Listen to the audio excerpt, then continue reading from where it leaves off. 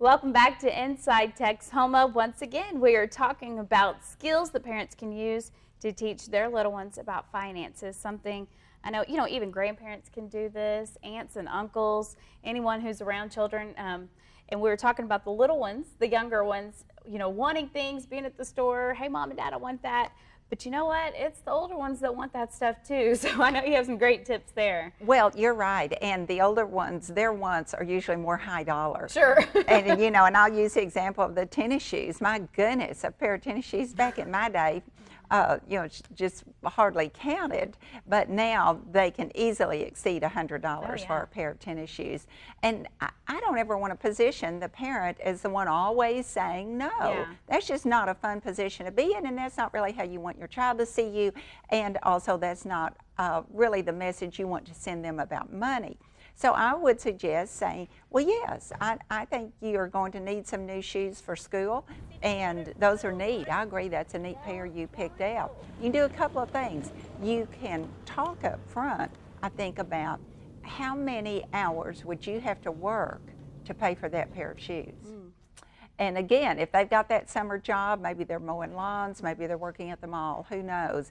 When they calculate that entire day's paycheck, for instance, if they're mowing lawns, would go for that pair of tennis shoes, they may want to rethink it.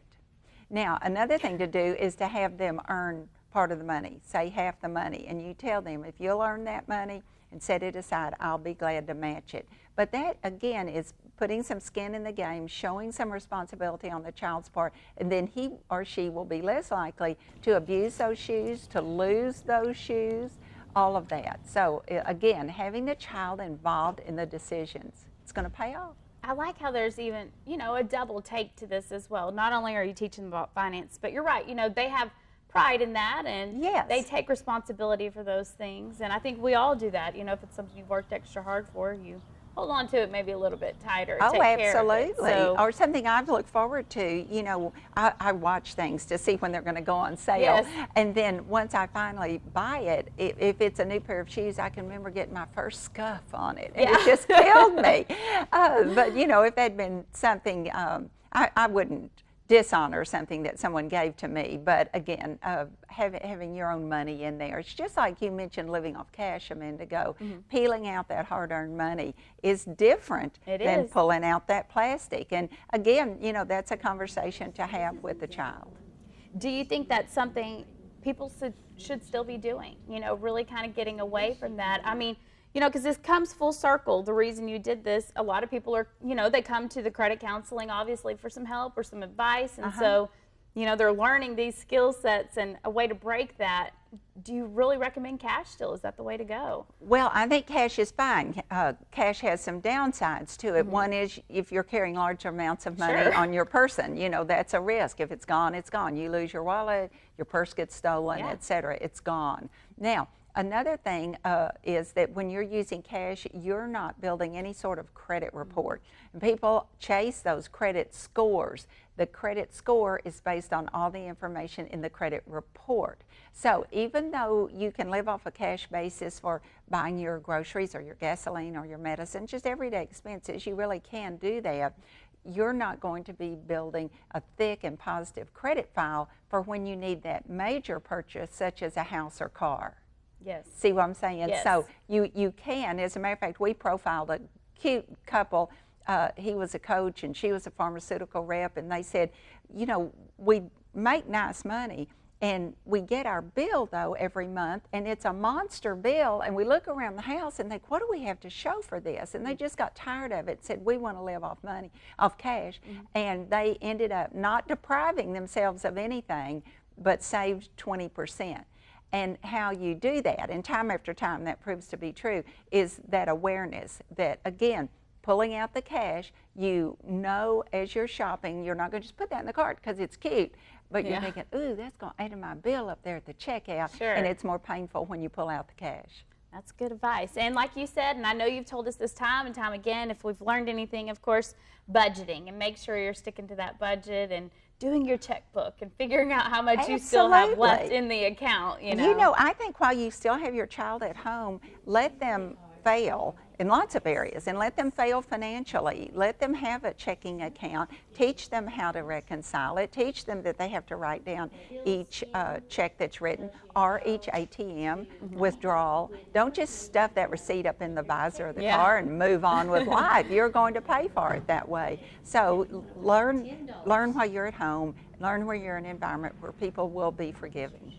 Now, what is a good age then, with the checking account? What's a good age to start introducing that? I think that would be a carrot out there. I think kids would think that's really neat and look forward to having that. So I'd say maybe entering high school would be good. And that's another thing you could talk about with them. What's the difference in a checking account and a debit card? Yeah. So they may not know that, and both are very useful tools, and they can work in concert together. Certainly, most of us do that. But they need to understand that those are good tools to use, because when the money's gone, the spending stops. Yeah. So it teaches you to go back to the B word you just used, budget. Yeah, budget.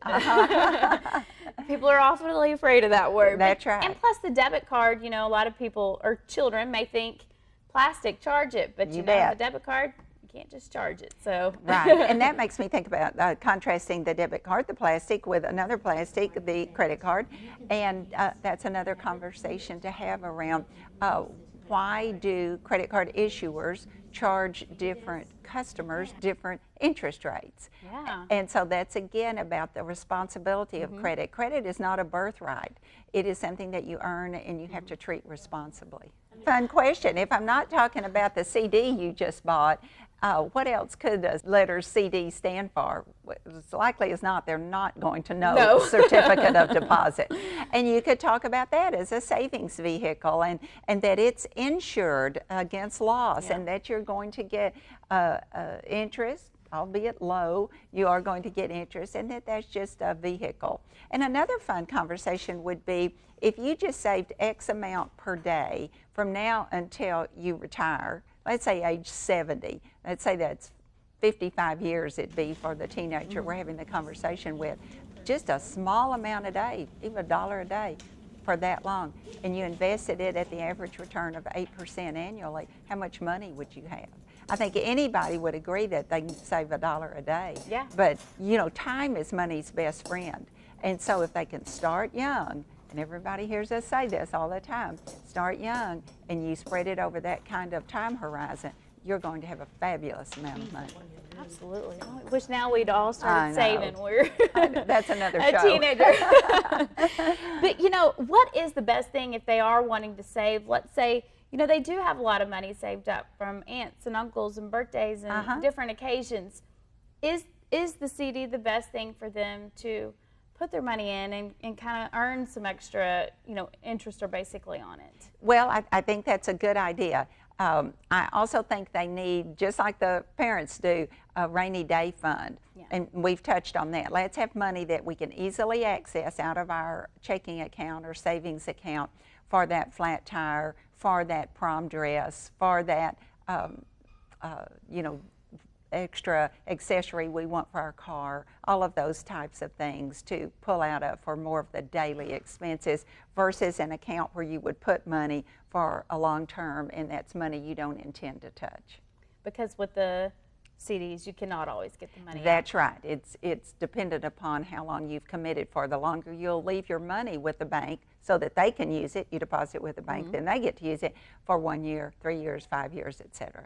Better the return, but like you said, you're not able to touch it right then. So, well, we need another quick break, but we are going to give you some final thoughts and some final tips. So don't go anywhere. We'll be right back with more.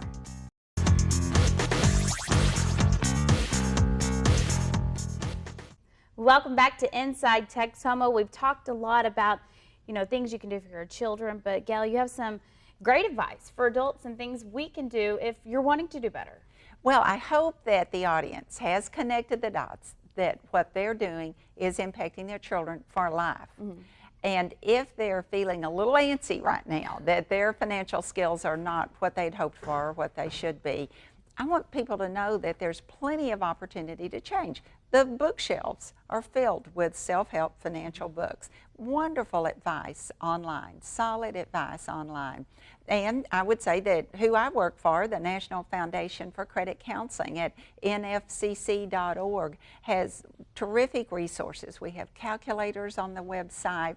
We have a consumer tips area. We have blogs, probably hundreds of blogs now on dozens of topics, so you can read about anything in the world you want. People continually are most interested in credit scores, credit reports, but honestly, student loans, prepaid debit cards, anything you're concerned about, you can find that topic on our website and educate yourself, and then make a commitment that this summer, not sometime, not I'll get around to that, but this summer, by design, you are going to educate your children around personal finance age appropriately. Well, that's, a lot of great ways to do that. And all those resources, are they free?